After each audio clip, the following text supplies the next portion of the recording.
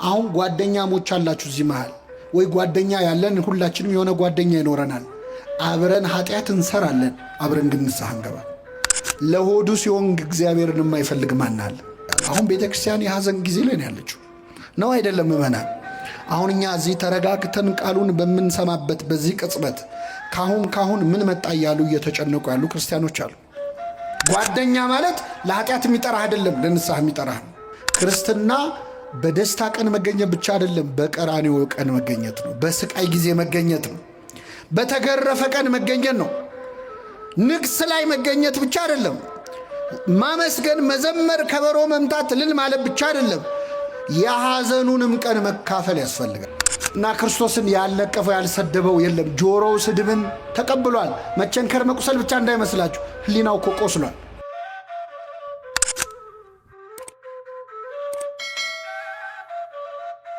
ተሰቅሎ ነበረ ከሁለት ወንበዴዎች መሃል ላይ ሲያዩት ያው በግራው ያለው ወንጀለኛ በቀኝ ያለው ወንጀለኛ ከሆነ በመሃልም ያለው ያው የነሱ ቢጤ ወንጀለኛ ነው ብለው ሰዎች እንዲሰድቡት ነበር አይሁድ ክርስቶስን ከሁለት ወንበዴዎች መሃል የሰቀሉት።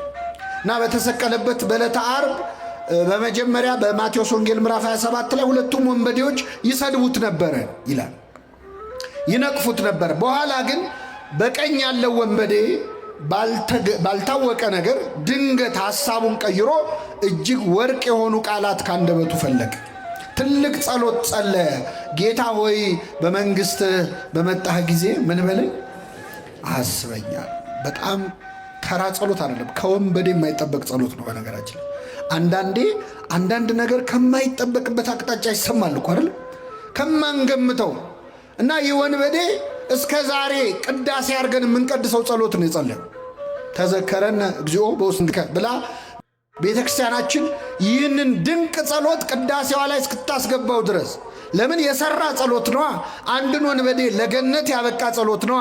ስለዚህ ለወንበዴ ልጆቼ ይጠቅማቸዋል ብላ ቤተክርስቲያን ቅዳሴዋ ላይ እስክታስገባው ድረስ የደረሰ ድንቅ ጸሎት ጸለየ። ጌታ ሆይ በመንግሥትህ በመጣ ጊዜ ምን በለኝ አስበኝ አለ። ቃሉ ተደጋጋሚ ስለሆነ ስለሚነገር አዲስ ነገር ያለው አይመስለንም። እስቲ ከኔ ጋር በሉ ጌታ ሆይ ምን ሆይ? አዎ እንግዲህ ጌታ ሆይ ክርስቶስን የማይለው የለም። እንደውም ከመብዛቱ የተነሳ ጌታ ሆይ የሚለኝ መንግስቴን ምን አይለው እስኪል ድረስ ብዙዎች ጌታ ሆይ ብለውታል። ይህ ወንበዴ ግን ጌታ ሆይ ብሎ ክርስቶስን የጠራው በዕለተ ዓርብ ነበረ። ዓርብ ዕለት ክርስቶስን ጌታ ሆይ ብሎ የጠራው ሰው የለም። ሌላ ቀን አሳና እንጀራ አበርክቶ ሲያበላቸው በልተው ሲጠግቡ ጌታ ሆይ እንዴት ዋልክ ያሉት በጣም ብዙዎች አሉ። ሙት ሲያስነሳ፣ ድውይ ሲፈውስ፣ ሽባውን ሲተረትር አይተው ጌታ ሆይ ያሉት ብዙ አሉ። የደስታው ቀን ማለት የስቃዩ ቀን የመከራው ቀን ግን በዓርብ ዕለት ማን ነው ክርስቶስን ጌታ ሆይ ብሎ አክብሮ የጠራው? ዓርብ ዕለት ጌታ ሆይ ያሉት እነማን እንደሆኑ ታውቃላችሁ? በጥፊ የመቱት የሮም ወታደሮች ናቸው። ጨርቅ አምጥተው ፊቱን አለበሱት፣ በጥፊ መቱትና ጌታ ሆይ ማን ነው የመታህ ትንቢት ተናገር አሉት ይላል። የመዋረድ ቀን ነበረ ዓርብ ዕለት። ባለቅኔው አልቦ ዘመድ ጊዜ ተዋርዶ ብለዋል። በመዋረድ ቀን ዘመድ የለም፣ ክርስቶስ ብቻውን ነበረ። በስቃይ ቀን ማን አብሮት አለ? በመከራ ቀን አብረውት የዋሉ በዋለበት ውለው ባደረበት አድረው የቃሉን ትምህርት የእጁን ታምራት ያዩ አሳ እንጀራ ሲያበረክት የበሉ የጠጡ ሐዋርያቱ እኮ ከዮሐንስ በቀር እግሬ አውጪኝ ብለው ነው የሸሹት። ብቻውን ነበረ ጌታ፣ ዘመድ አልነበረውም። የመከራ ቀን ማን ከሱ ጎን መታየት ይፈልጋል? ደብረ ታቦር ጌታ ሆይ በዚህ መሆን ለእኛ መልካም ነው ያሉነ ጴጥሮስ፣ ቀራንዮ ላይ ግን በዚህ መሆን ለእኛ መልካም ነው አላሉ። ሸሽተዋል፣ አመልጠዋል። ክርስትና በደስታ ቀን መገኘት ብቻ አይደለም፣ በቀራንዮ ቀን መገኘት ነው። በስቃይ ጊዜ መገኘት ነው። በተገረፈ ቀን መገኘት ነው። ንግስ ላይ መገኘት ብቻ አይደለም። ማመስገን፣ መዘመር፣ ከበሮ መምታት፣ እልል ማለት ብቻ አይደለም። የሐዘኑንም ቀን መካፈል ያስፈልጋል። አሁን ቤተክርስቲያን የሐዘን ጊዜ ላይ ያለችው ነው አይደለም? ምእመናን አሁን እኛ እዚህ ተረጋግተን ቃሉን በምንሰማበት በዚህ ቅጽበት ካሁን ምን መጣ እያሉ እየተጨነቁ ያሉ ክርስቲያኖች አሉ። ካሁን ምን መጣ እያሉ እኛ የዛሬ 2000 ዓመት ስለተሰደደችው እመቤታችን አይደል እንደ ማህሌት የምንቆመው? እንደርሱ ከማሐዘን ተሰዶ እያልን እንደርሷ ያለ ስደት መከራ የደረሰበት እያልን እንዘምራለን።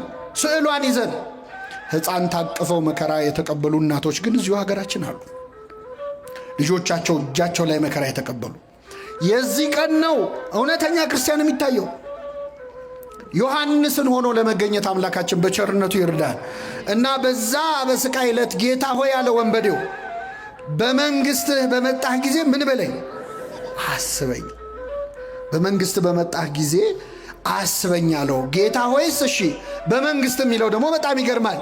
በመንግሥት ማለት ምን ማለት ነው? አንተ ንጉሥ ነህ፣ የራስ ግዛት ያለህ ነህ።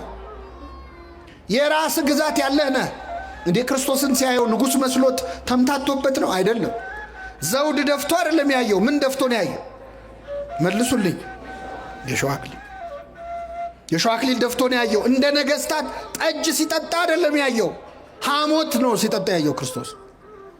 በበትር ሲደበደብ ነው ያየው። ግን አጠገቡ ያለው መሆኑን አወቀ። ለምደነው ነው እንጂ እኮ ደም በደም ሆኖ እያዩ ማመን ይቻላል ወይ? ክርስቶስ እየተገረፈ እያየ አምላክነቱ እንዴት ታያል? ሙት ሲያስነሳ እኮ አይደለም ያየው። ይሁን በዴ ድዊ ሲፈውስ አይደለም። እሱ ቢሆን ኖሮ ቀላል ነው።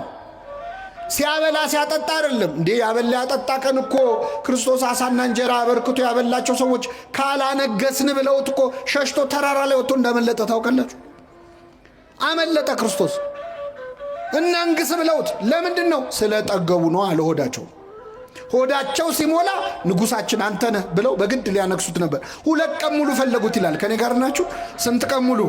በጀልባ ሁሉ ምናልባት የብስ ላይ ላይኖር ይችላል፣ ባህር ላይ ካለ ብለው በጀልባ ፈለጉት ይላል። ለሆዱ ሲሆን እግዚአብሔርን የማይፈልግ ማን አለ? ለሆዱ ሲሆን ከዛ አገኙት። መምህሮ የት ከረም ካሉት ይላል። አዎ ስለበላችሁና ስለጠገባችሁን የፈለጋችሁኝ ያላቸው ጌታ። ይህ ወንበዴ ግን በክርስቶስ ያመነው ተገርፎ እያየው ነው። ፊቱን ውበቱን አይቶ አይደለም። አንዳንድ ሰዎች የክርስቶስን መልኩን አይቶ ያመኑ ሰዎች አሉ። የወደዱት ፊቱን ለማየት ከሰው ልጆች ይልቅ መልኩ ያማረ ነው እንዳለ ነቢየ እግዚአብሔር ዳዊት ፊቱ ስለሚያምር ሊያዩት የመጡ ሰዎች አሉ። ዓርብ ዕለት እኮ ክርስቶስ እንኳን ውበት መልክ የለውም፣ መልክና ውበት የለውም ነው ያለው ነቢዩ። ምንና ምን የለውም? ውበቱን ተዉት፣ መልክ የለውም። አይኑ የትጋ አፍንጫ የቱጋ እንዳለ ማወቅ እስከማይቻል ፊቱ በደም ተለውሷል። ዓርብ ዕለት የሚያየው ሰው የሚያየው የተሰቀለ ስጋ ነው። ታውቃላችሁ? የተሰቀለ ስጋ ነው የሚያየው። ለማየት እንኳን ያሰቅቅ ነበር። ወደ እሱ አቅጣጫ ማየት ይጨንቅ ነበር።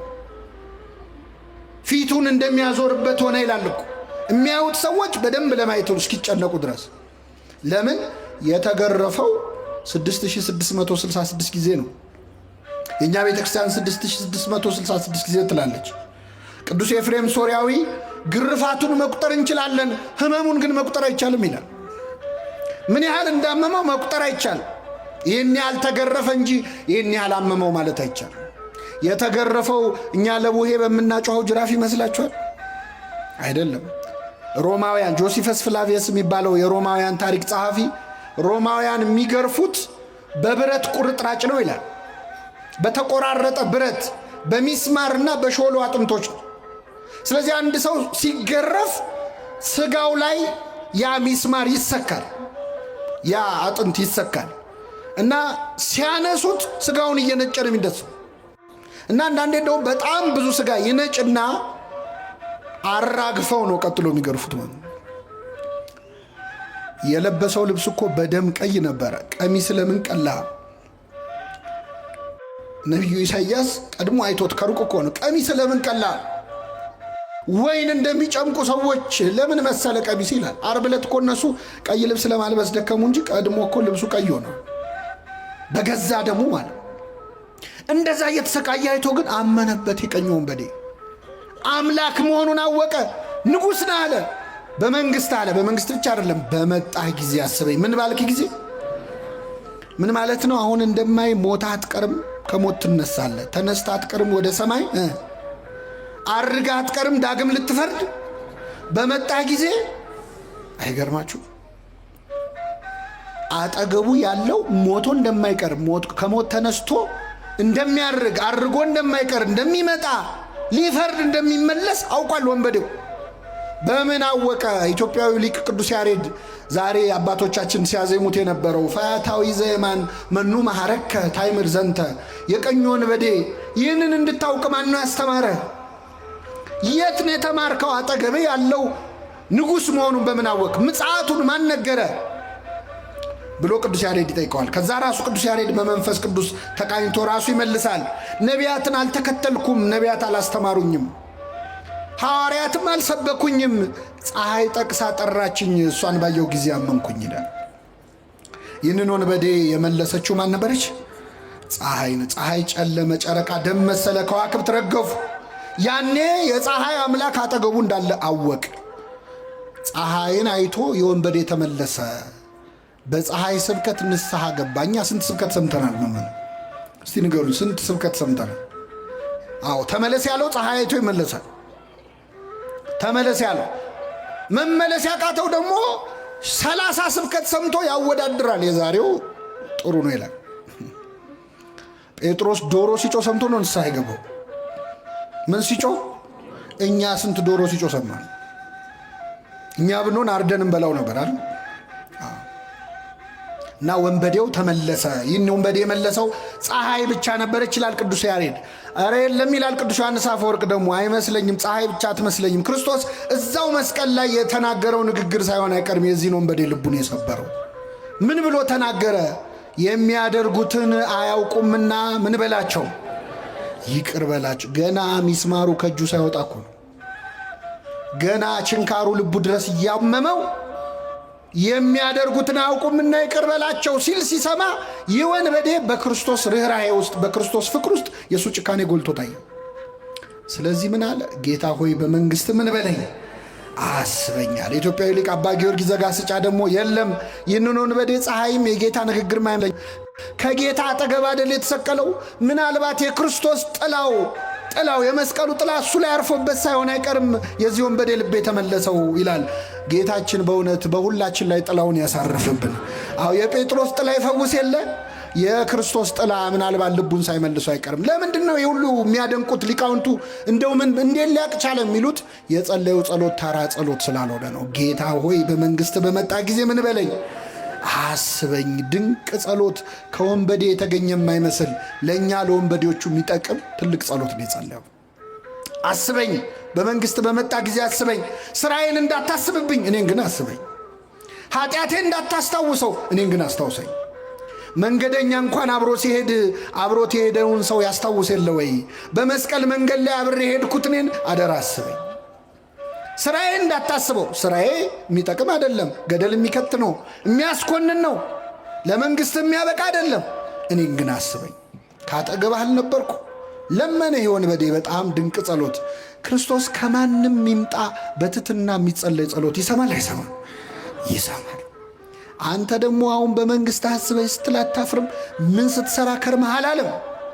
ትሁት ልብ ያለው ሰው ሲለምነው ይሰማል እግዚአብሔር። በትህትና ሆነ አሁን የወንበዴ ዛሬ ገነት ልግባ ቢል ኖሮ ምኑ ትዕቢተኛ ነው ያስብላል። እሱ ምንድን ያለው? በትንሣኤ ዘጉባኤ ሁሉን ስታስነሳ እኔንም መቼስ አትተወኝም፣ እኔንም አብረህ ስታስነሳይ ያኔ አስታውሰኝ ነው ያለው። ዛሬ ከኔ ጋር ቤት ትሆናለህ ነው። እየሰማችሁ ነው? ዛሬ ከኔ ጋር ቤት ትሆናለህ፣ በገነት ትሆናለህ። ይህን ወንበዴ የተቀበለ አምላክ ይቀበለን። የሚገርማችሁ ወንበዴው ገድሉ ብዙ ነው። በጣም አስገራሚ ሰው ነው። ጌታ ሆይ ብሎ ጌትነቱን፣ በመንግሥት ብሎ መንግሥቱን፣ በመጣ ጊዜ ብሎ ምጽአቱን፣ አስበኝ ብሎ ምሕረቱን ጠየቀ። ይህ ብቻ አይደለም። በግራ ያለው ጓደኛው አብሮት ሲሰርቅ ሲበድል የነበረ ሰው ክርስቶስን ተሳደበ። በቀረው ሰዓት ሰደበው። እስቲ እግዚአብሔር ያሳያችሁ። ክርስቶስ ምን ያህል እንደተገረፈ ነግሬያቸዋል። የቆሰለ ሰው ይሰደባል? እንደዛ ስቃይ ላይ ያለ ይሰደባል? ተሳለቀበት። ራስህን አድን። እኔ በቤተ ክርስቲያን መከራ የሚሳለቁ ሰዎች ነው የሚመስለኝ። ይዞ የግራ ወንበዴዎች አሉ። አብያተ ክርስቲያናት ሲቃጠሉ፣ ምዕመናን ሲገደሉ ይበላቸው የሚሉ ሰዎች ማለት ይበላቸው። ራስህን አድን። አንተ ክርስቶስ አይደለህ? ሙት የምታስነሳ ድውይ የምትፈውስ እስቲ እንየህ የሚሉ ማለት ክርስቶስን ዓርብ ዕለት ያልሰደበው አለ መሰላችሁ? እኔ ከሁሉም ይገርሙኝ መንገድ አላፊዎች ሰድበውታል። በዛ ጋር ሲያልፉ ሰድበውት ያለፏል። አያውቁትም እኮ ግን የሁሉ ሰው የሰደበው መቼስ የሆነ ችግር ቢኖርበት ነው ብለው ስድብ አዋጥተው ሄዱ ሰዎች። ስድብ ከማዋጣት ይጠብቃችሁ። አሁን በዚህ በሚዲያ ዘመን አናጣራም እኮ የሆነ ሰው 10 ሰው ከሰደበው 30 ሰው ይጨምርለታል። የሚያውቀውም የማያውቀውም የሆነ ስድብ ያዋጣል። እና ክርስቶስን ያልነቀፈው ያልሰደበው የለም። ጆሮው ስድብን ተቀብሏል። መቸንከር መቁሰል ብቻ እንዳይመስላችሁ፣ ህሊናው እኮ ቆስሏል። እመቤታችን ስታለቅስ ማየት ራሱ የጌታ ቁስል ነው። ታውቃላችሁ። ወዳጁ አልዓዛር በሞተ ጊዜ የአልዓዛር እህቶች ሲያለቅሱ አይቶ ክርስቶስ አለቀሰ ይላል። እነማ ሲያለቅሱ አይቶ? የአልዓዛር እህቶች ለቅሶ ካስለቀሰው እናቱ ስታለቅስ ሲያይ ምን ይሰማው ይሆን? ጌታችን እኮ ከሚስማር በላይ የወጉ ሐዘኖች አሉት ዓርብ ዕለት ታውቃላችሁ። የእመቤታችን እምባ ራሱ ለቅሶ ነው። ስድቡ፣ ጥላቸው፣ ክህደቱ ሐዋርያቱ ጥለውት ሜዳቸው እና የወንበዴ በግራ ያለው ሰደበው። የቀኝ ወንበዴ ግን ምን አለ? አንተ እንደዚህ አይነት ፍርድ ላይ ያለ እግዚአብሔርን አትፈራ? እኛስ ስላደረግነው የሚገባንን እንቀበላለን። ይህ ግን ምንም ክፋትን አላደረገም። ጓደኛውን መከረው። አንተ በእግዚአብሔር እጅ ተይዘ ልትሞት ደቂቃ ቀርቶ እግዚአብሔርን አትፈራውም ወይ አለ። የጥበብ መጀመሪያ ምን ይስበከው ከዚህ በላይ? የጥበብን መጀመሪያ ነገረው። እግዚአብሔርን ፍራ እንጂ አትፈራም ወይ ብሎ መከረው። አብረው ነው ኃጢአት የሰሩት። ይሄ ንስሐ ገብቶ በመንግሥት አስበኝ ብሎ ገነት ገባ። ያ ግን በቀረችው ዕድሜ እስከ ዛሬ ኃጢአት የነበረው የምግባር ችግር ነው፣ የክህደት ጨምሮበት የሃይማኖት ችግር አድርጎት ተኮነነ። አሁን ጓደኛሞች አላችሁ እዚህ መሃል፣ ወይ ጓደኛ ያለን ሁላችንም የሆነ ጓደኛ ይኖረናል። አብረን ኃጢአት እንሰራለን፣ አብረን ግን ንስሐ እንገባ። አብረን እንጠጣለን፣ አብረን እንሰክራለን። ና እንጠጣ፣ ና እናመንዝር፣ ና እንጨፍር፣ ና እንስከር የሚል ጓደኛ አለ። ና ንስሐ እንግባ የሚል ግን የለም። አብሮ መበደል እንጂ አብሮ ይቅር በለን ማለት እኮ አንችልም። ጓደኛ ማለት ለኃጢአት የሚጠራህ አይደለም፣ ለንስሐ የሚጠራህ ነው። ይህ ወንበዴ ከጎኑ ያለውን አብሮት የተሰቀለውን ጓደኛውን እግዚአብሔርን ፍራ እንጂ ብሎ መከረው። 1 2 እኛ ስላደረግነው የሚገባንን እንቀበላለናል። ለተረገመው የመስቀል ሞት የሚያበቃ ኃጢአትን ምን ብለናል? ሰርተናል አለ። ተአምኖ ኃጣው ማለት ኃጢአቱን አመነ። 3ኛ ማንም ያልመሰከረው ምስክርነት ሰጠ። ከኔ ጋር በሉ፣ ይህ ግን አይሰማም።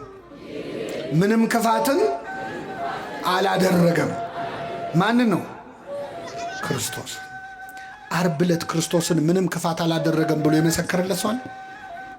አይናቸውን ያበራው ሰዎች አይኔን አበራው እንጂ ምን አጠፋ ብለዋል አላሉ። 12 ዓመት ደም ይፈሳት የነበረች ሴት ደሜን ቀጥ አረገው እንጂ ምን አረገ አላለች። አንድ ሰው እኮ ሊመሰክር አልመጣም። አይገርም?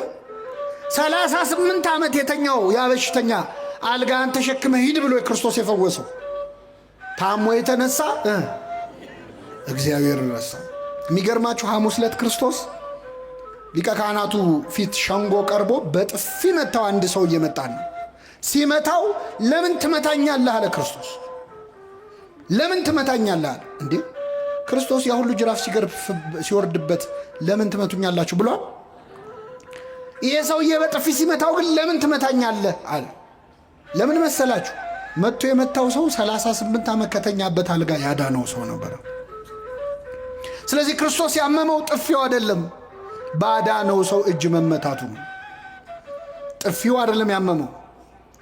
ክፉ ተናግሬ ከሆነ ስለ ክፉ መስክርብኝ፣ አልጋህን ተሸክመ ሂድ ከማለት ውጭ ምን ክፉ ቃል ተናግሬ ያለው? መልካም ተናግሬ ከሆነ ግን ስለምን ትመታኛለህ? አምላካችንን በኃጢአት ከመምታት ይሰውረን በእውነት። አዎ እሾህ ደፋ ሲባል እሾህ ይመስላችኋል? ጌታችን የደፋው እሾህ የተባለው ምንድን ነው? ኃጢአት እኮ ነው። አዎ እሾህም ማነቀው የሚለውን ሲተረጉም ወንጌል ምን ይላል? የባለጸግነት ምኞት፣ የዚህ ዓለም ምኞት ነው ይላል። ኃጢአት ነው። ስለዚህ ክርስቶስ እሾህ ሆኖ የወጋው በአዳም ምክንያት ምድር ካንተ የተነሳ ምንን ታበቅላለች? እሾህን የተባለውን እሾህ ክርስቶስ ዘውድ አድርጎ ደፋው። ጌታችን የደፋው የኔና የናንተን ኃጢአት ቤት ተሸከሙ።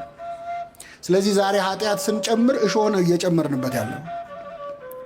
ሌላ ቁስል ነው የምንወጋው። እና የወንበዴ ግን ክፋትን አላደረገም ማለና ዞረና ወደ ጌታው ጸለየ። ጌታው በመንግስት በመጣ ጊዜ ምን በለኝ አስበኝ። ምን አይነት ሰው ነው? አድነኝ እንኳን አላለም። ከመስቀሉ አውርደኝ፣ ችንካሬን ንቀለው አላለም። ችንካሬን አትንቀለው፣ ኃጢአቴን ግን ንቀለው። ኃጢአቴን ንቀልልኝ፣ ቁስሌን አትፈውሰው፣ ስርየት ግን ስጠኝ። ወደ ምድር አትመልሰኝ፣ ምድር ላይ ዕድሜን አትጨምረው፣ የሰማዩን አቅናልኝ፣ አስተካክልልኝ። አስቀድማችሁ ጽድቁንና መንግስቱን ፈልጉ፣ ሌላ ሁሉ ምን ይልላችኋል? ይጨመርላችሁ። ገብቶታል ይሄ ወንበዴ ምን አይነት ሰው ነው በእውነት። አስገራሚ ጸሎት ጸለየ። ይህን ጊዜ ጌታ ምን አለው? እውነት እልሃለሁ ዛሬ ከኔ ጋር በገነት ትሆናለህ አለው። ጥያቄውና መልሱ አይገናኝም። ወንበዴ የጠየቀው ምንድን ነው? በመንግስት በመጣ ጊዜ ምን በለኝ። ክርስቶስ የመለሰው በመንግስቴ በመጣው ጊዜ አስብሃለሁ አይደለም። መቼ ነው ያለው? አይሰማም። ዛሬ ከኔ ጋር በገነት ትሆናለህ አለ። በጣም ይገርማል ቸርነቱ። አንድን ወንበዴ ገነት አስገባው። አንድን ወንበዴ። ስንት እኮ ቅዱሳን ሲኦል ውስጥ ቁጭ ብለው ካሁን መጥቶ ከሲኦል ያወጣናል ብለው እየጠበቁት እኮ ነው 5000 ዓመት ሙሉ። አንዱን ወንበዴ አስቀድሞ አስገባው።